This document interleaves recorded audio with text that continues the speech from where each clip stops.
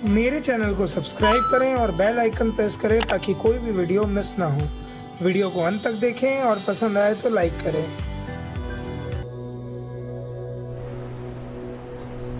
नमस्कार मित्रों, मैं रवि शर्मा कुंडली से कहानी श्रृंखला में एक बार फिर आप सभी का स्वागत करता हूँ।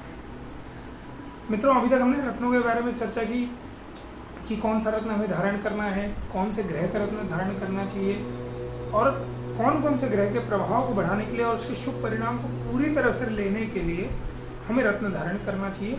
इन सब चीज़ की जानकारी हम ले चुके हैं। मेरे पास YouTube चैनल में, फेसबुक में, व्हाट्सएप में बहुत सारे कमेंट आए हैं महादशा, अंतरदशा और प्रत्यंतर दशा की गणना को लेकर।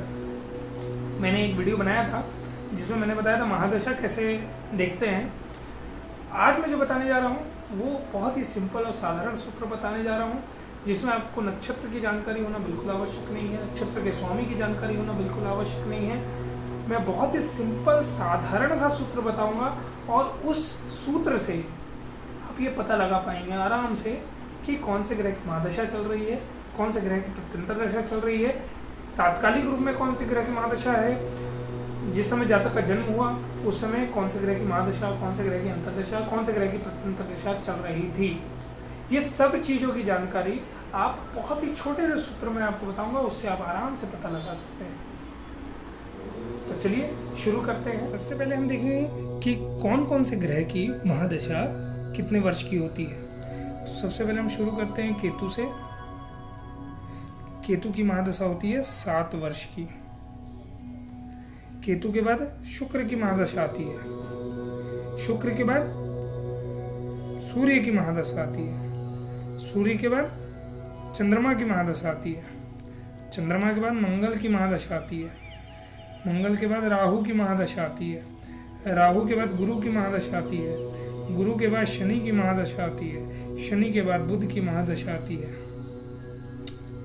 ये जो महादशा मैंने सीक्वेंस लिखा है ये इसी क्रम में आपको याद करना है, क्योंकि इसी क्रम में महादशा आती है।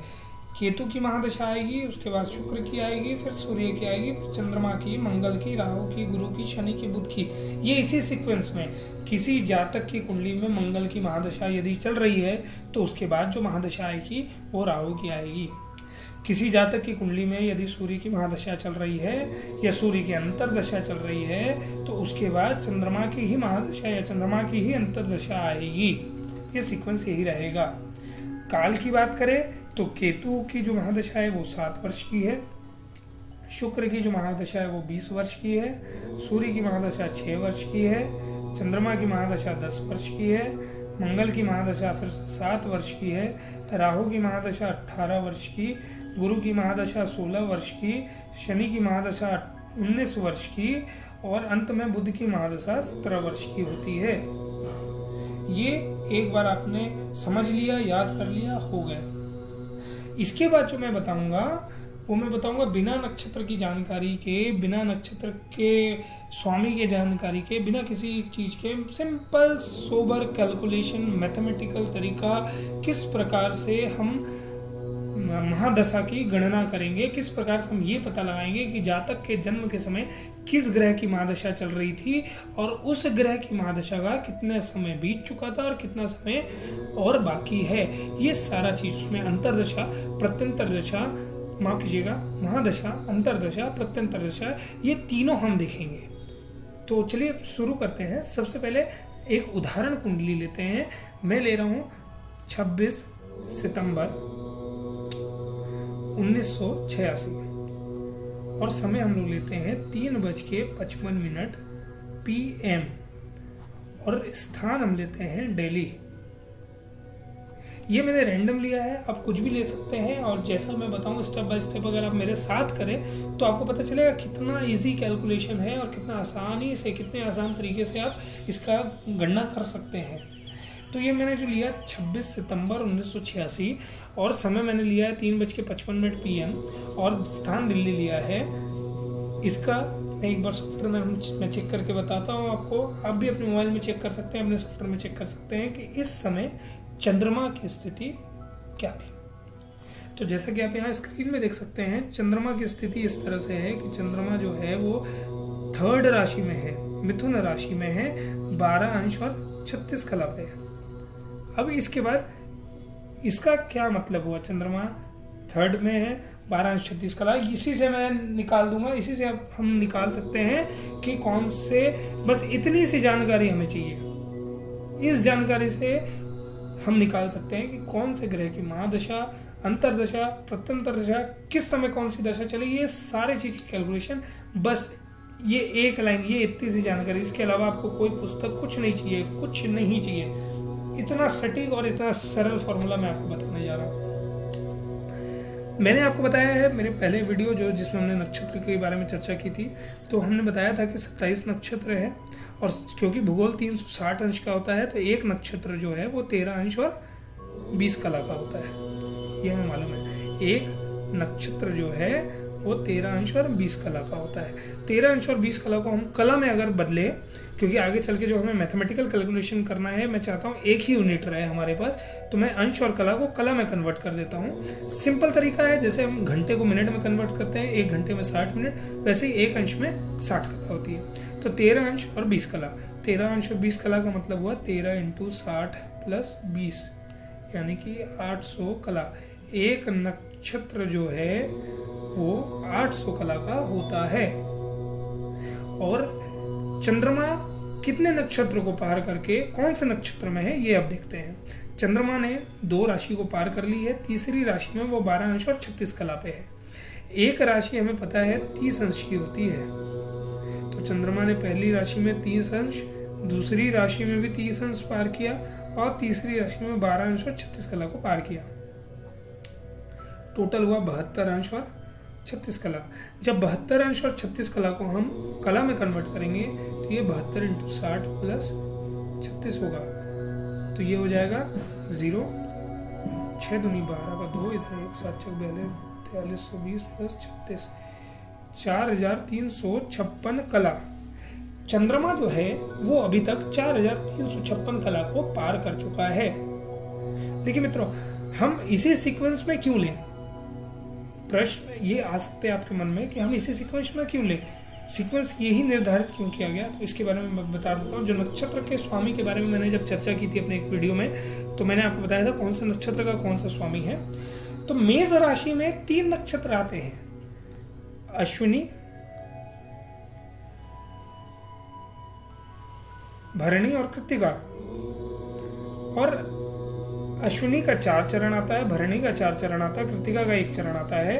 तो जो अश्विनी है उसका स्वामी है केतु, भरणी नक्षत्र का स्वामी है शुक्र, और कृत्तिका नक्षत्र का स्वामी है सूर्य। तो क्योंकि अश्विनी का स्वामी है केतु, केतु से ही शुरू होता है। मेष राशि में सबसे पहला जो नक्षत्र है अश्विनी है, और उसका स्वामी केतु है, इसलिए हम केतु से प्रारंभ करते हैं। और जिस प्रकार जैसे स्वामी है, मैंने वैसे ही इसको यहाँ पर बिठा रखा है। और जब मेष राशि से हमने शुरू की, चंद्रमा मेष राशि को पार करके, वृष राशि को पार करके मिथुन राशि में 12 अंश 36 कला पे है। इसका अर्थ है कि उसने इतने कला को पार कर लिया है अभी तक। एक नक्षत्र 800 कला का है, इतने कला को पार कर चुका है। तो हम देखते हैं कितने नक्षत्र को पार कर चुका है। तो इसके लिए हम सिंपल भागा देंगे, 4356 कला को हम 800 कला से भागा देंगे, तो ये आएगा 356 कला शेष। मतलब चंद्रमा ने 5 नक्षत्र को पार करके 6ठे नक्षत्र में 356 कला को पार कर लिया है।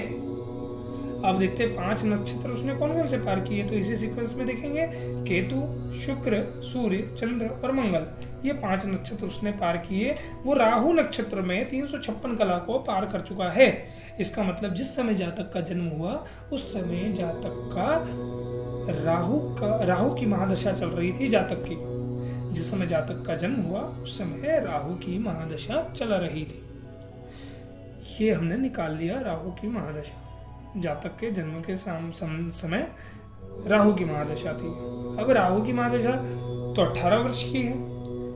चंद्रमा 356 कला पार कर चुका है। इसका अर्थ क्या है, कितने कला मतलब कितना समय पार कर चुका है, कितना समय राहु की महादशा का कितना काल बचा हुआ है जातक को भोगने के लिए, ये दिखाते हैं। तो राहु की महादशा कितने वर्ष की होती है, 18 वर्ष की। जब 800 कला का एक नक्षत्र होता है, 800 कला में 18 वर्ष होते हैं राहु के लिए, तो 356 कला में कितने होंगे, तो तो 356 कला में होंगे 18 भागे 800 गुने 356। अब इसको मैं एक बार कैलकुलेट करके निकाल के आपको, इसको जब कैलकुलेट करेंगे तो ये आएगा 8.01 वर्ष। 356 कला पार हो चुका है, 8.01 वर्ष बीत चुके हैं। तो कितने बचे? 18 वर्ष में जब 8.01 वर्ष माइनस करेंगे तो 9.99 वर्ष बचे। अब 9.99 वर्ष को हम अलग अलग कन्वर्ट करेंगे तो ये होगा 9 वर्ष 0.99 इंटू 12 ये होता है 11.78। इसका मतलब 11 माह, और 0.78 इंटू करेंगे 30 डेज, ये होता है 26 डेज। माफ कीजिएगा, यहाँ होगा 11.88। तो ये 9 वर्ष 11 माह 26 डेज बचे हैं। राहु की महादशा के इतने दिन बचे हैं। तो अब आ जाइए महादशा की गणना करते हैं हम सबकी। जातक का जन्म हुआ कब? 1986 सितंबर 26। राहु की महादशा, राहु की महादशा कितनी है? 9 वर्ष 11 माह और माफ कीजिएगा 9 वर्ष 11 माह और 26 दिन। इसको ऐड करते हैं तो राहु की महादशा कब तक चलेगी? 26 26 52 22 9 11 20 और 1 21 9 और 1996। तो राहु की महादशा चलेगी कब तक? राहु की महादशा चलेगी 22 सितंबर 1996 तक। राहु की महादशा के बाद आएगा गुरु की महादशा। अब बाकी जो है वो आप ऐड कर सकते हैं। गुरु की महादशा मैंने आपको बताया था कि गुरु की महादशा 16 वर्ष की होती है। ये आप देख सकते हैं, मैंने यहाँ पर बताया है गुरु की महादशा 16 वर्ष की होती है। तो यहाँ पर मैंने सीधे 16 वर्ष ऐड कर दिए। ये हुआ 22/9/2012। इसके बाद गुरु के बाद शनि की महादशा 19 वर्ष, 22/9/1930 माफ कीजिएगा 2031। शनि के बाद बुध की महादशा, बुध की महादशा होती है 17 वर्ष। ये चलेगी 22/9/2048। ये इस प्रकार हमने सारे ग्रहों की महादशा अंतर्दशा माफ कीजिएगा महादशा लिख ली। हमें ये पता चल गया कौन से ग्रह की महादशा कब से शुरू होगी और कब जाकर खत्म होगी। ये थी महादशा की गणना। अब अंतर्दशा करने से पहले एक छोटा सा कॉम्प्लिकेशन है। राहु की महादशा 9 वर्ष 11 माह और 26 दिन चलेगी। जब राहु की महादशा प्रारंभ होगी वो अंतर्दशा किसकी लेके आएगा? राहु की महादशा में अंतर्दशा किसकी आएगी? क्योंकि कोई भी ग्रह की महादशा शुरू होती है तो सबसे पहली अंतर्दशा उसके खुद की होती है और उसके बाद फिर इसी क्रम में बढ़ते चले जाते हैं। लेकिन क्योंकि राहु की 8 वर्ष की दशा बीत चुकी है तो राहु की अंतर्दशा किसकी होगी? जातक के जन्म के समय। तो चलिए हम अंतर्दशा की अब गणना करेंगे। सबसे पहले देखते हैं बीत चुके कितने हैं। 8.01 वर्ष बीत चुके हैं, जिसे हम कहेंगे 8 वर्ष 0 माह 4 डेज। इतने बीत चुके हैं। तो हम बीत चुके का कैलकुलेशन करेंगे कि कितने बीत चुके हैं। अब सबसे पहले देखते हैं कि किसकी कितने समय, किस राहु के महादशा में किस ग्रह की अंतर्दशा कितने समय की आएगी वो देखते हैं। तो सबसे पहले शुरू करते हैं राहु की महादशा में। राहु की अंतर्दशा बीत चुका, जो मैंने आपको बताया है बीत चुके हैं 8 वर्ष 0 माह और 4 दिन बीत चुके हैं। तो जब ये बीत चुके हैं तो ये बीते हुए में कौन कौन से ग्रह की अंतर्दशा बीत चुकी है ये हम देखेंगे। तो अंतर्दशा कैसे कैलकुलेट करते हैं इसके बारे में जानते हैं। जिस ग्रह की महादशा है और जिस ग्रह की अंतर्दशा है उन दोनों का समय लिख लेते हैं। तो राहु की महादशा कितने वर्ष की होती है? 18 वर्ष। और राहु की अंतर्दशा कितने वर्ष की, मतलब माफ कीजिएगा, राहु की महादशा कितने वर्ष की होती है? 18 वर्ष। ये हुआ 18 × 18। मैंने 18 2 बार क्यों लिखा? क्योंकि यहाँ पर भी राहु है, यहाँ पर भी राहु है। इसकी महादशा भी 18 वर्ष होती है, इसकी महादशा भी 18 वर्ष होती है। तो ये होगा 32.4। अब 32.4 को हम इसमें कन्वर्ट करेंगे तो ये 32.4 महीना,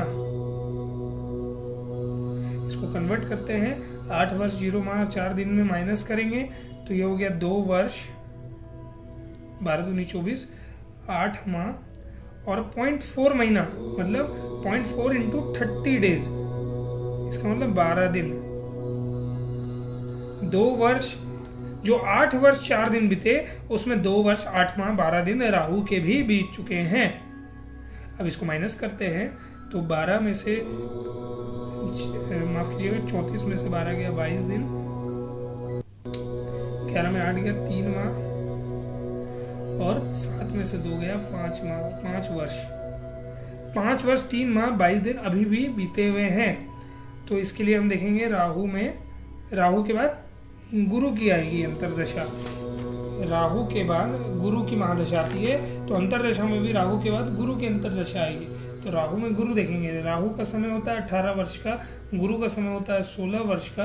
तो 18 × 16 भागा 10, इसकी जब कैलकुलेशन करेंगे तो ये आएगा 28.8 माह।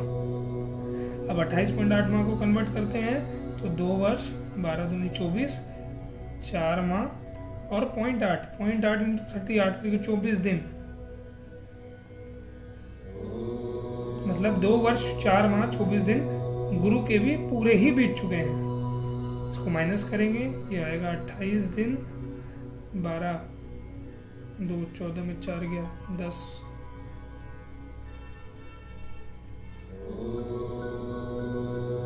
2 वर्ष 10 माह 28 दिन। 2 वर्ष 10 माह 28 दिन अभी और बीते हैं। तो अब देखेंगे अगले ग्रह की। राहु में गुरु के बाद कौन सा आता है? गुरु के बाद आता है शनि। राहु की दशा 18 वर्ष की होती है, शनि की दशा जो है वो 19 वर्ष की होती है। तो हम करेंगे 18 × 19 भागा 10, ये आएगा हमारा 34.2 माह। तो 34.2, 12 दूनी 24, 2 वर्ष 12 दूनी 24, 10 माह और 0.2 × 30 मतलब 6 दिन। तो ये 2 वर्ष 10 माह और 6 दिन मतलब 22 दिन अभी और बचे हैं बीतने के लिए। तो अब किसकी कैलकुलेट करेंगे? राहु के बाद, माफ कीजिएगा शनि के बाद आती है बुध की। तो राहु की दशा आती है 18 वर्ष की, बुध की आती है 17 वर्ष की, भागे 10, 18 × 17 भागे 10, ये होगा 30.6 माह। इसको कन्वर्ट करेंगे तो 2 वर्ष 12 दूनी 24, 6 माह और 0.6 × 30, 6 18 दिन। 2 वर्ष 6 माह 18 दिन, जिसमें से 22 दिन बीत चुके हैं। अब इसको माइनस करेंगे तो ये आएगा 2 वर्ष 5 माह 26 दिन। 2 वर्ष 5 माह 26 दिन बुध के बचे हैं, बीते नहीं हैं।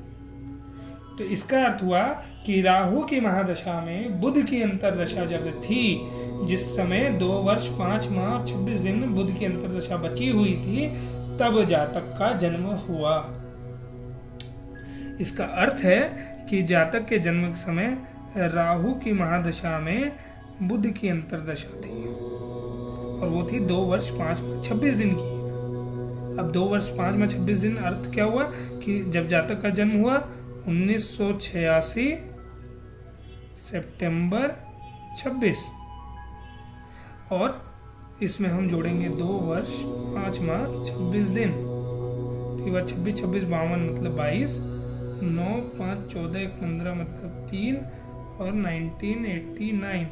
22 मार्च 1989 राहु में बुध की दशा, जब जातक का जन्म हुआ राहु की महादशा में बुध की अंतर्दशा थी, जो 22 मार्च 1989 तक चली।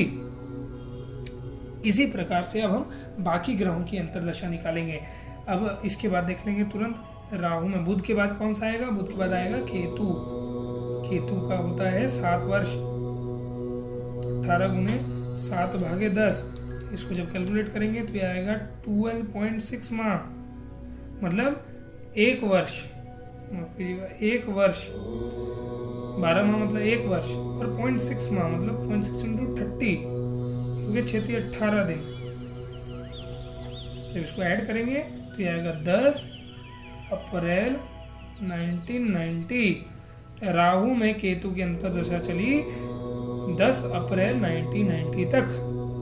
तो इस प्रकार से हम अंतर्दशा निकालते चलते हैं कि राहु में बुध यहाँ तक, राहु में केतु यहाँ तक। इसके बाद हम केतु के बाद शुक्र, सूर्य, चंद्र, मंगल, इन सब का अंतर्दशा निकाल सकते हैं। मैं ज़्यादा लंबा नहीं करना चाहता वीडियो, इसलिए मैं अब आगे बढ़ता हूँ और प्रत्यंतर दशा आपको बताता हूँ कि प्रत्यंतर दशा कैसे निकालते हैं।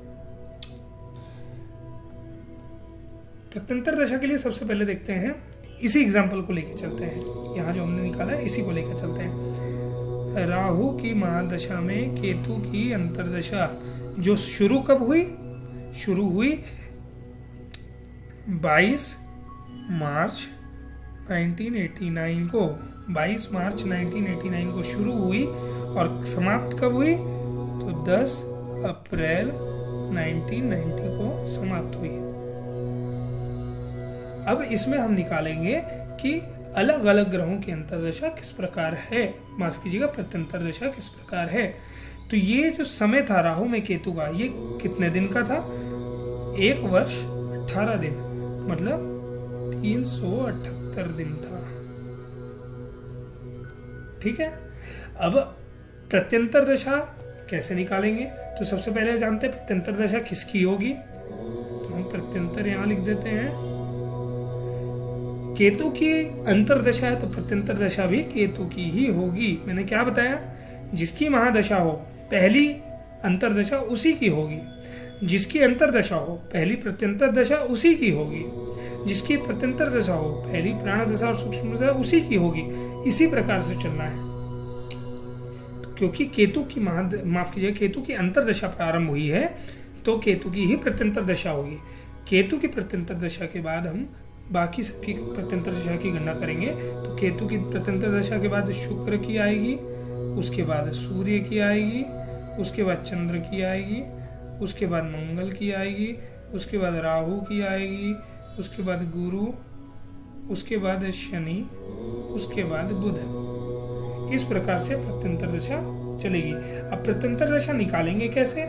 सबसे पहले तो हम देखते हैं कि 378 दिन की अंतर्दशा है राहु और केतु की, मात्र 378 दिन की। तो यहाँ पर एक सिंपल सा सूत्र है कि जब टोटल हमारे पास नंबर ऑफ ईयर्स कितने हैं, मैंने आपको बताया है, आप स्क्रीन पे देख सकते हैं। जो हर एक ग्रह की महादशा है उनका जब सम निकालेंगे तो 120 वर्ष की महादशा आती है टोटल। 120 वर्ष में केतु को कितना मिला? 7 वर्ष। तो 120 वर्ष में केतु को 7 वर्ष मिला है, तो 378 दिन में केतु को कितना मिलेगा?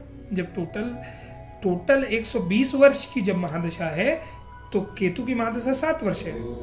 तो यदि अंतर्दशा टोटल 378 दिन की है तो उसमें केतु की प्रत्यंतर दशा कितनी होगी, हमें ये निकालना है। तो ये निकालेंगे 7 डिवाइड बाई 120 इंटू 378 डेज।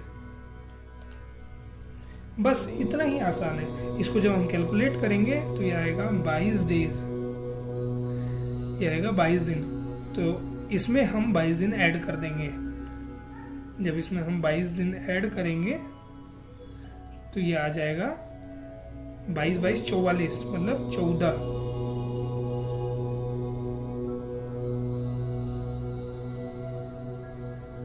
जब इसमें हम 22 दिन ऐड करेंगे तो आएगा 14 अप्रैल 1989।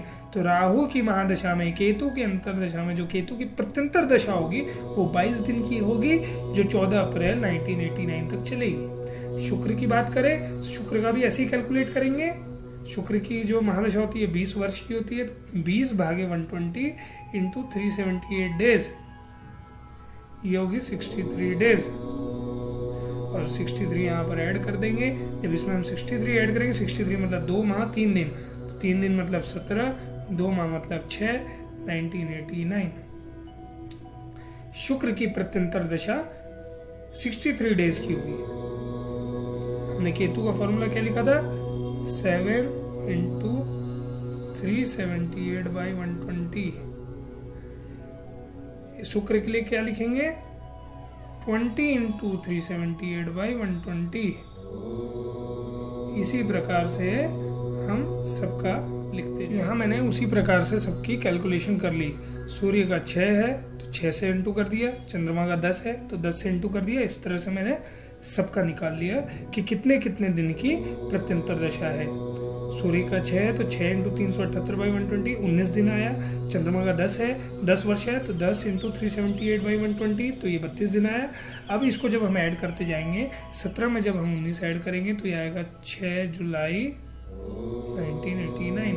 इसमें जब 32 दिन मतलब 1 माह और 2 दिन ऐड करेंगे तो आएगा 8 अगस्त 1989। इसमें जब 22 दिन ऐड करेंगे तो ये आ जाएगा 30 अगस्त 1989।